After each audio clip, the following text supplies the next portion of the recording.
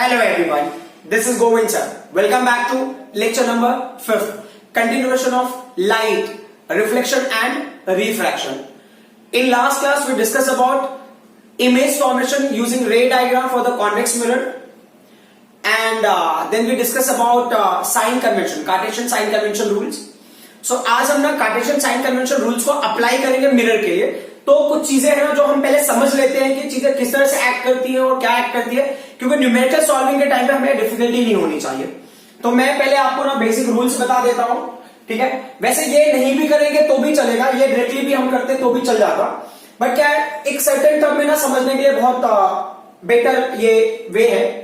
सो हम क्या करते हैं कि पहला जो पर्टिकुलर पार्ट है, तो मुझे क्या बताना कि ये मिरर है, मिरर में हमने दो लिया, concave mirror and convex mirror, ठीक है. अब प्लेन मिरर का भी किसी के दिमाग में होगा, तो प्लेन मिरर के लिए मैं कुछ इंफॉर्मेशन दे देता हूं कि प्लेन मिरर के केस में अगर आप कंसीडर करो ना फॉर द प्लेन मिरर, क्योंकि कभी कभी क्या होता है एग्जाम में पूछ लेते हैं और आपको फिर लगेगा कि सर ने हमें टीच ही नहीं किया, तो हमको क्या पता है कि प्लेन मिरर का फोकल लेंथ क्या होगा.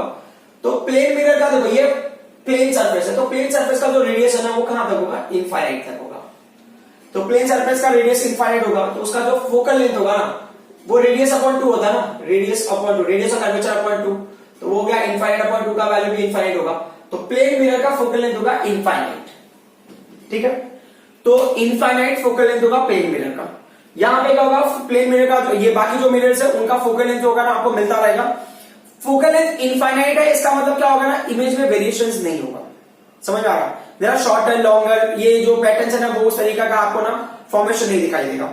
मतलब इनफाइनाइट है तो जैसा ऑब्जेक्ट है वैसा ही इमेज आपको दिखेगा, जितने दूर पे ऑब्जेक्ट होगा उतने डिस्टेंस पर आपको इमेज दिखेगा, कोई इश्यू नहीं होगा.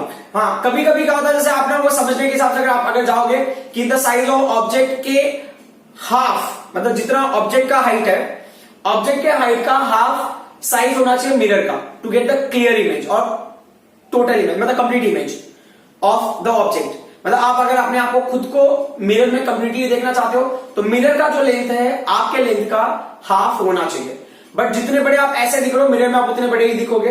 तो ऑब्जेक्ट ना मिरर से जितने डिस्टेंस होगा, मतलब मैं मिरर के यहाँ पे खड़े होकर मैं ऑब्जेक्ट को पहले ऑब्जर्व करता हूं, मिरर के यहाँ पे खड़े होकर मैं इमेज को ऑब्जर्व करता हूं, तो size of object and size of image will be same, distance of object and distance of image will appear as same. So उसमें कोई वेरिएशन नहीं होता है, that is happening because of infinite focal length. अगर infinite focal length है तो image में कोई वेरिएशन नहीं होता, ये पॉइंट क्लियर होना चाहिए, ठीक है. सो अब हम आ जाते हैं कॉनकेव मिरर में. कॉनकेव मिरर में दो पॉसिबिलिटीज है, एक तो रियल इमेज हो सकता है, दूसरा वर्चुअल इमेज हो सकता है. देखो सिंपल सी बात है कि ना अगर आप वर्चुअल इमेज लेते हो, देखो अब मैं ना बहुत कॉम्प्लिकेटेड वे से नहीं जाना चाहता हूं, बस सिंपल टर्म में मैं बताना चाहता हूं कि you understand in this way कि अब सपोज करो मैं मिरर के सामने खड़ा हूं, तो नॉर्मल ना मिरर के सामने खड़ा या मिरर है तो मिरर के इस साइड में ऑब्जेक्ट है तो इमेज भी इसी साइड में होना चाहिए, क्योंकि रिफ्लेक्शन हो रहा है, बराबर ना, रिफ्लेक्शन हो रहा है. तो मतलब जो नेचुरली ना चीजें हमें समझ में आ रही है, मतलब रिफ्लेक्शन के बाद इस साइड में इमेज होता, ऐसा हमको लग रहा है कि मिरर है तो ऑब्जेक्ट इमेज दोनों सेम साइड में होना चाहिए. तो जो लग रहा है आपको ना वो रियल को रिप्रेजेंट करेगा. समझ में आ रहा है. आपने जब लेंस के केस में आओगे तभी भी आप देख लेना कि आपको ना ऐसी चीजें ना आपको हेल्प करेंगे. लेकिन मिरर को क्रॉस होकर इमेज मिल रहा है तो वो थोड़ा सा एक्सेप्ट करना डिफिकल्ट हो रहा है ना. मिरर को क्रॉस होकर रिफ्लेक्शन के बाद तो इमेज नहीं आनी चाहिए ना, बट वो उधर जा रहा है, वो हो गया वर्चुअल. समझ में आ रहा है. तो मिरर के बिहाइंड इमेज अगर बनता है मिरर के केस में, इन केस ऑफ मिरर अगर इमेज बिहाइंड बनता है तो आपको समझ लेना है कि वो वर्चुअल इमेज होगा, और virtual image is always erect, है ना. जो रियल इमेज होता है ये पॉइंट आपको क्लियर होना चाहिए, ऑलवेज इस केस में क्या होगा, रियल इमेज ऑलवेज इन्वर्टेड, ठीक है. और ये जो होगा वर्चुअल इमेज जो होता है ये होता है ऑलवेज इरेक्ट, ठीक है. सो इन पॉइंट्स को हम फोकस करते रहेंगे जब आगे बढ़ेंगे. तो अब इन्होंने क्या बोला है कि आप ऑब्जेक्ट ले लो, तो चलो ठीक है हमने एक ऑब्जेक्ट ले लिया किसी एक पर्टिकुलर हाइट का, समझो ये ऑब्जेक्ट है, ठीक है. ये ऑब्जेक्ट का डिस्टेंस हो गया, तो ऑब्जेक्ट का जो डिस्टेंस होगा तो ऑब्जेक्ट का डिस्टेंस जो मिरर से होगा वो होगा यू ले लिया हमने, ठीक है. अब आपको इमेज मिलेगा, ये रियल इमेज है तो रियल इमेज तो इन्वर्टेड भी होगा, रियल इमेज इसी साइड में बनेगा रे डायग्राम के हिसाब से. तो मैंने अज्यूम कर लिया कि चलो ठीक है ये इमेज हो गया, this is the image, correct. तो जो इमेज का डिस्टेंस है वो क्या हो गया, उसको आपने ले लिया है v, उसको आपने v ले लिया, ठीक है.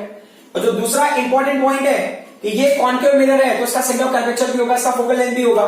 तो चलो मैंने अज्यूम कर लिया कि इसका सेंटर ऑफ कर्वेचर, चलो ठीक है मेरे हिसाब से ये इसका सेंटर ऑफ कर्वेचर होगा, यहां पे कैपिटल सी. तो सेंटर ऑफ कर्वेचर से मिरर का जो डिस्टेंस उसको मैंने क्या ले लिया, आर ले लिया। तो अब सेंटर ऑफ कर्वेचर और ये पॉइंट पोल हो गया, तो मतलब पोल और सेंटर कर्वेचर का जो मिड पॉइंट होगा, वो जो पॉइंट होगा वो होगा प्रिंसिपल फोकस। तो मतलब प्रिंसिपल फोकस से पोल तक का जो डिस्टेंस होगा वो हो गया एफ, करेक्ट। अब समझने वाली बात क्या है कि इस केस में ये फिक्स कंडीशन है, ये कभी भी चेंज नहीं होंगे। अगर कॉन्केव मिरर होगा और रियल इमेज बनेगा तो इसका जो ऑब्जेक्ट होगा वो लेफ्ट हैंड साइड में होगा, उसका इमेज भी लेफ्ट हैंड साइड में होगा, उसका सेंटर ऑफ कर्वेचर भी लेफ्ट हैंड साइड में होगा, उसका फोकस भी किधर होगा, लेफ्ट हैंड साइड में ही होगा। तो इसका मतलब क्या होगा कि जो मैं u लूंगा ना, वो u क्या होगा, नेगेटिव होगा। जो v होगा, इमेज जो मैं लूंगा इसमें इमेज डिस्टेंस, वो भी नेगेटिव होगा। जो मैं रेडियस ऑफ कर्वेचर लूंगा वो भी वैल्यू मुझे किसमें मिलेगा, नेगेटिव में मिलेगा। जो फोकल लेंथ लूंगा वो भी क्या होगा, नेगेटिव ही होगा। समझ में आ रही बात? हाँ। अब इसके बाद ना एक और टर्म आता है, ये दो पॉइंट्स ना इस तरीके से रिप्रेजेंट करना तो अच्छा नहीं लग रहा मुझे, लेकिन फिर भी हमारे पास दूसरा ऑप्शन नहीं है, वो होता है मिरर फॉर्मूला। मिरर फॉर्मूला क्या होता है, ये बोल रहे अगर आपको इमेज का डिस्टेंस पता है, आपको ऑब्जेक्ट का डिस्टेंस पता है, तो उनका रेसिप्रोकल ले लो और उनको ऐड कर दो, तो आपको ना फोकल लेंथ रेसिप्रोकल फॉर्म में मिल जाएगा। तो अगर किसी मिरर का आपको अगर फोकल लेंथ लेना है तो क्या होगा कि आपको रेसिप्रोकल लेना है इमेज डिस्टेंस का, रेसिप्रोकल ऑफ ऑब्जेक्ट डिस्टेंस, उनको ऐड कर दो, फिर आप मिरर फॉर्मूला के ये हेल्प से फोकल लेंथ निकाल सकते हो। तो इस फॉर्मूले को हम बोलते हैं मिरर फॉर्मूला, ठीक है। अब मिरर फॉर्मूला से देखो, अभी इमेज में देख रहा हूं मिरर में, तो हो सकता है शायद ना ऐसे नॉर्मली आपको फील नहीं होगा आपने, क्योंकि आप ये नॉर्मल मिरर यूज करते हो, प्लेन मिरर। अगर आपने कॉन्केव एंड कॉन्वेक्स मिरर आप यूज करते हो, है ना, स्पून के अंदर आप देख सकते हो ना, स्पून में जो कैविटी वाला पार्ट है एंड कॉन्वेक्स वाला पार्ट, तो यू कैन सी आपका इमेज चेंज होता है। स्पून को बहुत क्लोज लेके आओ तो देखो आपका इमेज वेरी होगा, ठीक है। तो ऐसे केसेस में आप रियलाइज कर सकते हो कि ना इमेज का जो है ना पैटर्न चेंज हो रहा है। तो हो सकता है कि जितना बड़ा ऑब्जेक्ट है उसके कंपेयर में इमेज बहुत छोटा हो, या इमेज से कंपेयर में बहुत बड़ा हो, है ना, उसको बोलते हैं मैग्निफिकेशन। वो जो टर्म उसका इंफॉर्मेशन देता है उसको बोलते हैं मैग्निफिकेशन, ठीक है। तो हमें निकालना है मैग्निफिकेशन ऑफ मिरर, ठीक है। वैसे ही ना जो चीज हम यहां डिस्कस कर रहे हैं मिरर के लिए, वैसे हमें लेंस के लिए डिस्कस करना पड़ेगा। तो मैग्निफिकेशन का नोटेशन हम लेंगे स्मॉल m से। Small m is equal to, आपको क्या लेना, हाइट ऑफ ऑब्जेक्ट लेना है अपन हाइट ऑफ इमेज अपन हाइट ऑफ ऑब्जेक्ट लेना है, सॉरी, मतलब इमेज को ऑब्जेक्ट के हाइट से डिवाइड करोगे तब तो आपको पता चलेगा कि ऑब्जेक्ट एल लार्ज है या नहीं है, ठीक है। और यहां पे क्या होगा, आप लोग distance of image upon distance of object, distance of image from the mirror to distance of object from the mirror, और यहां पे क्या होगा, माइनस साइन होगा। ऐसा क्लियर? सो एक और चीज होता है कि जो मैग्निफिकेशन है ना, मैग्निफिकेशन देखो, अब अगर ना मैं इसके रेशियो में फाइंड आउट कर रहा हूं, या मैं इसका रेशियो यूज करके मतलब फाइंड आउट कर रहा हूं, मतलब इनको अगर यूज करके फाइंड आउट कर रहा हूं, तो हो सकता है m का वैल्यू ना मोर देन 1 और लेस देन 1 हो। इसमें दोनों चीजें हैं, हमको लेना है इसको मॉड ऑफ किसका, मैग्निफिकेशन। अगर मॉड ऑफ मैग्निफिकेशन ना 1 है, मॉड ऑफ मैग्निफिकेशन अगर 1 है, तो इसका मतलब क्या हो गया, साइज ऑफ ऑब्जेक्ट, ठीक है, is equal to size of image, मतलब ऑब्जेक्ट और इमेज का साइज क्या होगा, सेम होगा। बट अगर mod of magnification less than 1 है, मतलब 1 से कम हो गया, तो ये कैसा इमेज होगा, इसका मतलब होगा डिमिनिश्ड इमेज, डिमिनिश्ड इमेज।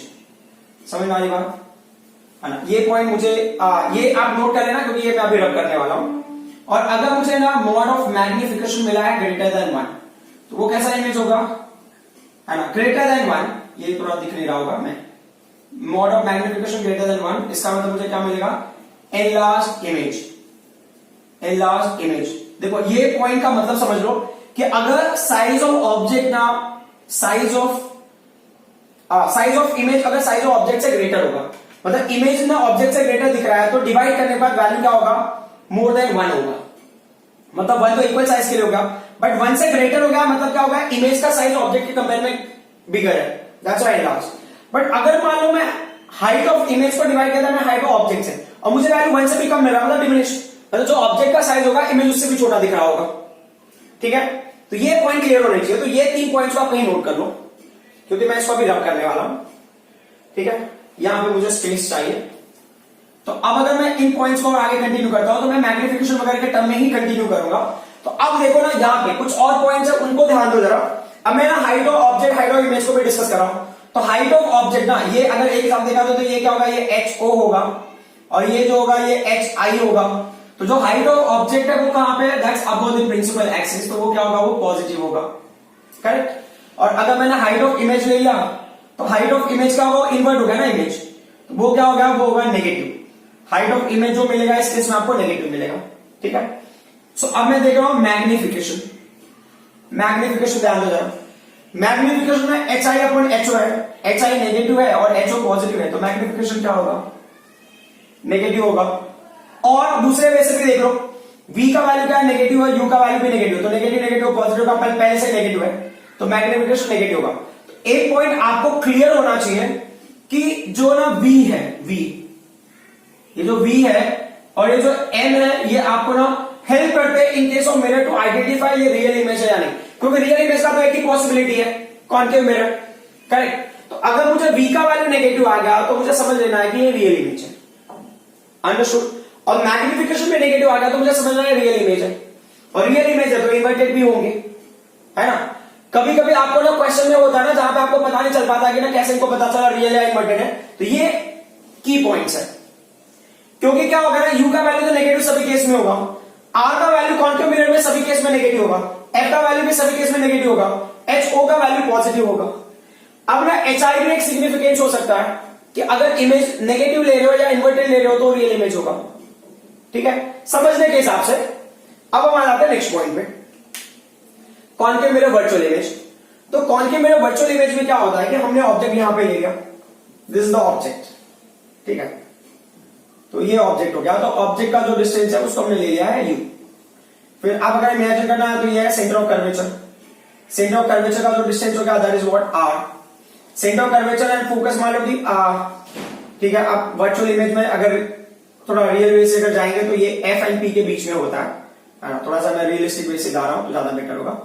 तो ये जो डिस्टेंस है ये डिस्टेंस u होगा, you represent this distance as u, ठीक है। ये यहां पे होगा आपका फोकस पॉइंट, प्रिंसिपल फोकस। तो प्रिंसिपल फोकस का डिस्टेंस पोल से, ये पोल से डिस्टेंस ले गया, तो प्रिंसिपल फोकस का पोल से जो डिस्टेंस होगा वो हो गया f, ठीक है। इमेज कहां बनेगा, image will form behind mirror, ठीक है, तो ये हो गया इमेज। तो distance of image from the pole of mirror जो होगा वो होगा v, ठीक है। अब हम ना इन चीजों को रिप्रेजेंट करके देख लेते हैं कि जो u है ना ऑब्जेक्ट डिस्टेंस, ऑब्जेक्ट डिस्टेंस है लेफ्ट में, तो जनरली आपको ऑब्जेक्ट डिस्टेंस हर केस में लेफ्ट में ही मिलेगा, क्योंकि हमने पहले ऑब्जेक्ट को रखते हैं फिर बाकी चीजों को आपको क्या होगा स्टडी करना है। तो अब u की वैल्यू नेगेटिव लेना पड़ेगा हर केस में, तो u का वैल्यू नेगेटिव का, अब v का वैल्यू क्या होगा इस केस में, v बिहाइंड मिरर है तो ये क्या होगा पॉजिटिव हो गया। अब r को लेना है रेडियस ऑफ कर्वेचर, ये radius of curvature concave mirror का किधर है, लेफ्ट हैंड साइड में, तो वो क्या होगा नेगेटिव होगा। फोकल लेंथ क्या होता है, it's half of radius of curvature, तो फोकल लेंथ भी क्या होगा नेगेटिव होगा, गॉट इट। अब उसके बाद हमें क्या लेना है, ho लेना है, तो object distance is above principal axis, object का हाइट वो क्या होगा वो पॉजिटिव हो जाएगा, और जो इमेज का हाइट है that is below principal axis, that is again above principal axis, that is also positive. अब मैं ना मैग्निफिकेशन में फोकस करता हूं, मैग्निफिकेशन को ध्यान दो जरा, तो एच आई का वैल्यू पॉजिटिव, एचओ का वैल्यू भी पॉजिटिव है, तो मैग्निफिकेशन पॉजिटिव होगा, correct, magnification will be positive. अब उसके बाद क्या होता है, अगर इसमें पुट करके देखो तो v का वैल्यू क्या है पॉजिटिव है, u का वैल्यू नेगेटिव है, तो ये पॉजिटिव है नेगेटिव है, तो नेगेटिव नेगेटिव क्या होगा पॉजिटिव हो जाएगा।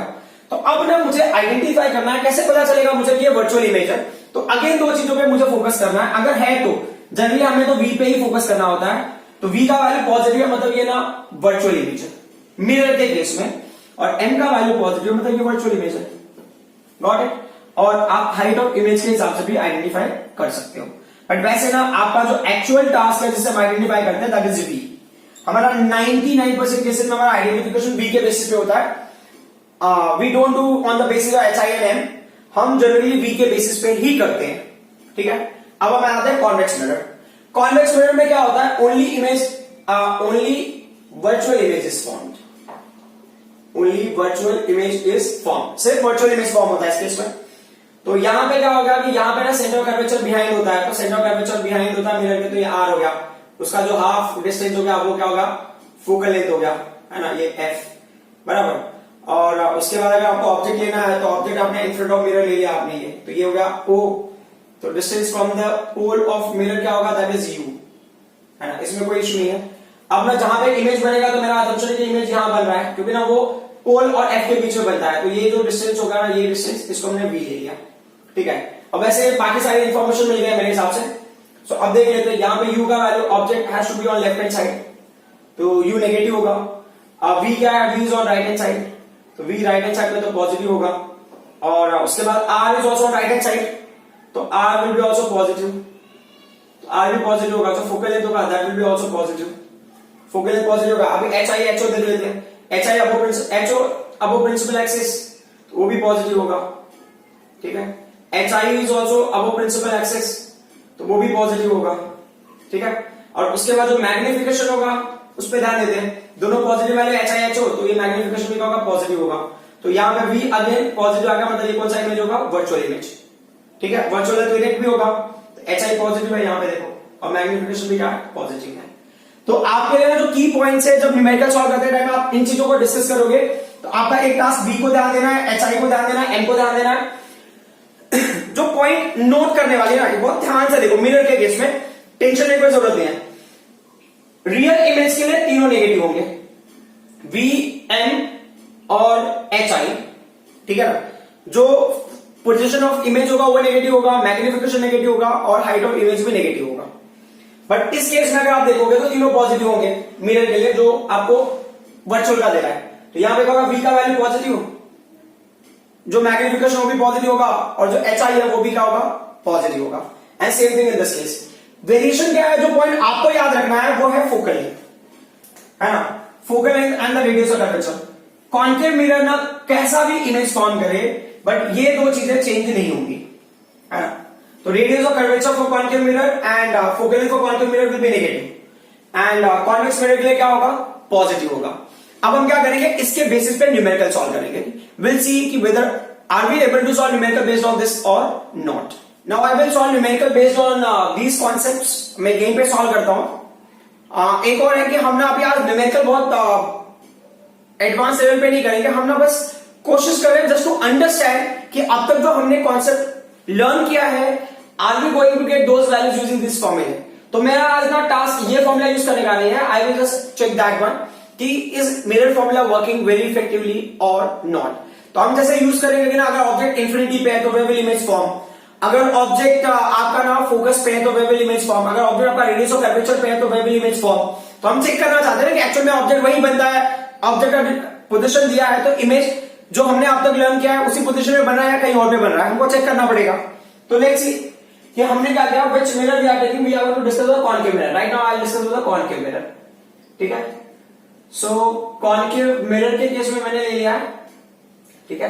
रेडियस ऑफ कर्वेचर कितना है कॉन्केव मिरर का, जो मैं इमेजिन कर रहा हूं वहां पे आप 30 सेंटीमीटर आप ले लेते हो, तो radius of curvature of mirror is 30 centimetre, है ना। यहाँ पे मैं देखूंगा कौन सा साइन होगा। और फोकल लेंथ क्या होता है, focal length is the radius of curvature divided by 2। तो अब क्या होता है, कॉन्केव मिरर है, कॉन्केव मिरर में रेडियस ऑफ कर्वेचर की वैल्यू क्या होगी, ये नेगेटिव होगा ना, radius of curvature focal length both negative for concave mirror, ये होगा आपका माइनस साइन। तो माइनस 30.2 क्या हो जाएगा, माइनस 15 सेंटीमीटर। तो आपको क्या मिलेगा, you got the focal length, you got the focal length of concave mirror. अब हम ना ऑब्जेक्ट को इमेजिन करते हैं, तो मेरा जो पहला कंडीशन, फर्स्ट कंडीशन में वेयर इमेजिन द ऑब्जेक्ट, वो देख लो आप। मैंने इमेजिन किया कि अगर ऑब्जेक्ट इंफिनिटी पे है तो where will image form, and हमको कुछ आइडिया नहीं है। विल सी कैलकुलेट करके देखते हैं कि जो एक्चुअल पोजीशन वहां पे मिलता है या कोई अलग आंसर आता है हमारे पास। तो सबसे पहले तो मिरर फॉर्मूला हमको पता होना चाहिए। तो मिरर फॉर्मूला क्या है, 1/f इज इक्वल टू क्या होगा, 1/v प्लस 1/u, ठीक है। सो अब वैल्यूज रख के देख लेते हैं। तो ये 1 हो गया, f का वैल्यू कितना है, -15, ठीक है, इक्वल टू 1/v को मैंने वैसे रहने दिया, 1/u, ये इंफिनिटी पे है ना ऑब्जेक्ट, तो ये प्लस 1 क्या होगा, इंफिनिटी, इक्वल टू ये क्या हो जाएगा 1 ये वाली वैल्यू रखना, 1/-15 is equal to 1/v। Anything upon infinity is what, 0। तो अब क्या होगा, ये वैल्यू को लेने की जरूरत नहीं है, अब इसको रेसिप्रोकेट कर दो, तो v का वैल्यू क्या होगा, -15 सेंटीमीटर, करेक्ट। तो देखो माइनस साइन का मतलब क्या होगा, ये होगा रियल होगा और इन्वर्टेड होगा। इमेज कहां पर है, 15 सेंटीमीटर पे, और 15 सेंटीमीटर पे क्या है, फोकस है। तो जब आपका ऑब्जेक्ट इंफिनिटी पे होगा तब इमेज कहां बनेगा, फोकस पे बनेगा, करेक्ट। तो ये पॉइंट हमने वेरीफाई कर लिया। अब आ जाता है नए क्वेश्चन पे। The next question, second question में देखो आप, तो उसमें क्या दिया उन्होंने, इफ अगर ऑब्जेक्ट की वैल्यू ना फोकस पे, फोकस कितना है वहां पे, फोकस कितना है 15 सेंटीमीटर, तो ऑब्जेक्ट को हम माइनस में लेते हैं, तो -15 सेंटीमीटर का फोकस है, तो where will the image form? v का value question mark. So let's see कि हमको मिलता है नहीं मिलता आंसर। तो देखो इमेज जो फॉर्म होता है वो कहां पे फॉर्म होता है वो भी आप चेक कर लो एक बार, रे डायग्राम वाले कॉन्सेप्ट में, कि अगर आपका ऑब्जेक्ट फोकस पे होगा तो इमेज फॉर्म है इन्फिनिटी। तो लेट्स सी इन्फिनिटी पे हमें मिलता है या नहीं मिलता है। इन्फिनिटी इंट्रोड्यूस करने से पहले एक बार एक और देख लो, 1/0 की वैल्यू होती है इन्फिनिटी, है ना, ये उनके लिए जिनको आइडिया नहीं होगा, तो 1/0 इज इन्फिनिटी, इस पॉइंट को आप याद रखना। तो यहां पे क्या होगा, ये होगा 1/f is equal to 1/v minus 1/u। तो 1/f f की वैल्यू कितनी होगी, वही वाला कंडीशन -15, ठीक है। अच्छा ये माइनस होगा प्लस होगा। तो ये चीज देखो, जैसा कि मैंने मिस्टेक किया ना वैसा ही मिस्टेक आप नॉर्मल कैलकुलेशन में कर सकते हो, क्योंकि ना आगे जाके हम लेंस फॉर्मूला यूज करेंगे, लेंस फॉर्मूला। तो लेंस फॉर्मूले के टाइम में ना फॉर्मूला है 1/f is equal to 1/v minus 1/u, तो कंफ्यूजन हो सकता है, तो you need to be very careful, ठीक है। सो 1/-15, f की वैल्यू -15, ठीक है। हमको v की वैल्यू निकालनी है, व्हाट्स u का वैल्यू, u का वैल्यू -15, तो ये प्लस है और ये क्या है 1/-15 है। तो अगर मान लो इसको मैं अरेंज करूं तो I keep the 1/v there only, ये 1/15 -15 पहले से ये वाला वैल्यू, अब ये 1/-15 इधर आएगा तो प्लस हो जाएगा, तो 1/15। तो अगर एक हिसाब से देखा जाए तो 1/v, ये दोनों सेम वैल्यू तो 0 हो जाएगा। अब रेसिप्रोकेट करोगे तो ये क्या होगा, है ना, ये v का वैल्यू क्या हो जाएगा, v is equal to 1/0 and 1/0 का वैल्यू क्या होता है, इन्फिनिटी। तो एज यू कैन सी कि अगर आप ऑब्जेक्ट को फोकस पे रखते हो तो इमेज कहां बनेगा, इन्फिनिटी पे बनेगा, ठीक है। अब हम ना इन्हीं चीजों को थोड़ा सा और अंडरस्टैंड करने की कोशिश करते हैं। लाइक अगर मैं ना ऑब्जेक्ट को रेडियस ऑफ कर्वेचर पे रख दूं तो where will the image form? तो रेडियस ऑफ कर्वेचर पे अगर आप ऑब्जेक्ट रखोगे तो इमेज भी कहां बनेगा, रेडियस ऑफ कर्वेचर पे ही बनेगा। तो विल चेक ऐसा होता है क्या। फिर एक और कॉन्सेप्ट है कि अगर आप ऑब्जेक्ट को ना फोकस और पोल के बीच में रख देते हो तो इमेज कहां बनता है, इमेज बिहाइंड मिरर बनेगा और वो वर्चुअल इमेज होगा, तो उसके लिए भी चेक कर लेंगे। तो अभी सबसे पहले चेक करते हैं कि अगर ऑब्जेक्ट आपका ना रेडियस ऑफ कर्वेचर पे ही हो तो इफ रेडियस ऑफ कर्वेचर का value 30 centimetre, if u is -30 centimetre, तो will see where will image form. तो फॉर्मूला क्या है, 1/f is equal to 1/v plus 1/u, correct. So 1/f का वैल्यू क्या होगा, 1/-15, सो 1/v, u का वैल्यू कितना होगा -30 ना, तो ये 1/-30, ये प्लस वैल्यू है। तो अगर आपको देखना है तो you can take 1/v is equal to, ये क्या होगा, चाहिए देखो आ जाए काम करो, मैं एक स्टेप ना बढ़ा लेता हूं, काफी लोगों को कंफ्यूजन हो जाएगा। तो ये माइनस को ऊपर लेके आ जाओ, तो -1/15, ये 1/v होगा, -1 क्या होगा, ये 30 होगा। आपको 1/v चाहिए तो 1/v को आपने वैसे लेने दिया और ये 1/30 को उधर लिख दोगे, तो -1/15 और क्या होगा प्लस 1/30। अब अगर निकाले इसको थोड़ा सा और एनालाइज करते हैं तो क्या मिलता है आपको, तो 1/v इज इक्वल टू, आप एलसीएम ले लेते हो 30, तो 15 2 जा, करेक्ट ना, 15 2 जा, फिर क्या होगा प्लस 30 बन जाओ, तो ये कितना होगा -1/30। तो रेसिप्रोकेट करोगे तो v का वैल्यू होगा -30 सेंटीमीटर। तो देखो ऑब्जेक्ट आपने कितना डिस्टेंस पे रखा था, 30 सेंटीमीटर, इमेज में क्या मिला 30 सेंटीमीटर। मतलब अगर आप ऑब्जेक्ट को रेडियस ऑफ कर्वेचर पे रखोगे तो इमेज भी आपको रेडियस ऑफ कर्वेचर पे ही मिलेगा, दूसरा ऑप्शन नहीं है, ठीक है। अब जो नेक्स्ट है इसका पार्ट, उसको मैं यहां सिंप्लीफाई कर देता हूं कि अब मैं ना वर्चुअल इमेज देख रहा था। तो वर्चुअल में क्या रूल है, object should be between focus and this pole. तो फोकस का वैल्यू अगर मान लो यहां पे कितना 15 सेंटीमीटर, तो पोल कहां यहां होगा, तो मैं 10 सेंटीमीटर ले लेता हूं, I will take the object at 10 centimetre. So let's see कि क्या होता है। तो हमने ले लिया है कि इफ u का वैल्यू -10 सेंटीमीटर होगा तो where will be the image, where will image form. So if I see according to that, तो ये 1/f इज इक्वल टू क्या होगा 1/v plus 1/u। What's the value for focal length, that will see now. So focal length 1/-15 is equal to 1/v का value में find out करना, u का वैल्यू क्या -10 ले लिया हमने, तो प्लस -10। तो जैसा नॉर्मल अरेंज करना तो -1/15 हो गया equal to 1/v minus 1/10। 1/v को I let it be over here only, मतलब 1/v को आप यही इमेजिन करो, आप इमेजिन करो ये वैल्यू उधर चला गया, तो 1/15 प्लस क्या हो जाएगा, ये 1/10 हो गया। अभी एलसीएम ले लेते हैं, तो देखो 1/v इज इक्वल, एलसीएम कितना हो जाएगा 30 हो जाएगा। तो 15 2 जा 30 एंड 10 3 जा, ठीक है। अब मैं ना इन वैल्यूज को रब नहीं करना चाहता, मैं उसका वैल्यूज डायरेक्टली लिख दे रहा हूं नीचे। तो ये therefore 1/v is equal to क्या हो जाएगा -2 + 3 कितना हो जाएगा, 1 हो जाएगा, और ये कितना है, 30 है। तो फाइनली v का वैल्यू क्या आ गया, v का वैल्यू का +30 सेंटीमीटर। तो प्लस का मतलब क्या हो गया बॉस, प्लस का मतलब हो गया वर्चुअल इमेज, मतलब v अगर प्लस हो गया तो क्या हो गया, वर्चुअल इमेज होगा। It is forming behind mirror, और वो क्या होगा, इरेक्ट इमेज होगा। और एक और चीज आपने देखा होगा ना कि ये एनलार्ज इमेज होता है, एनलार्ज इमेज, वर्चुअल इमेज होता है प्लस ये एनलार्ज होता है। तो अब देखो ये 30 सेंटीमीटर है इसका डिस्टेंस, तो ये v की वैल्यू 30 हो गया और u का वैल्यू कितना 10 है। तो जैसा कि मैग्निफिकेशन का फॉर्मूला ना v/u, 30 अगर 10 करोगे तो कितना आएगा आपको, 30/10 3, मतलब जो ऑब्जेक्ट होगा उसके साइज का 3 टाइम्स होगा इमेज। आई होप कि ये बातें आपको समझ में आई होगी, what I am trying to explain. So for today's class I do till this. Next class में हम और भी न्यूमेरिकल करेंगे इससे रिलेटेड, और जो कुछ क्वेश्चंस हैं एनसीईआरटी के हैं, कुछ क्वेश्चंस नए भी लेके आऊंगा मैं, ठीक है। और देन विल डिस्कस कि किस तरह से हम इन फॉर्मुलेस को इंप्लीमेंट करें वहां पे। I hope what ever I explain you people understood. Thank you very much.